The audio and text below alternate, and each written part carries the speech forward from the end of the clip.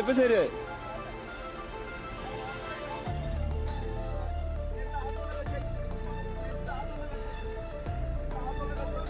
ആ കുടിക്ക് ശങ്കര നമ്മളെ വടംവലി തന്നെ, വേറെ നോക്കണ്ട. ഇവിടെ പിടിച്ചൂടെ ബൈറ്ററോ. ആ പോറ്റങ്ങണ്ട്. എന്ത് ഫോർച്യൂണറാണ് നമുക്ക്. 2 ഫോർച്യൂണർ ഉണ്ട്. അങ്ങനെ വലിക്കാം. വലിയ നോക്കാം. ഒരു ഭ്രാന്തായിട്ട്.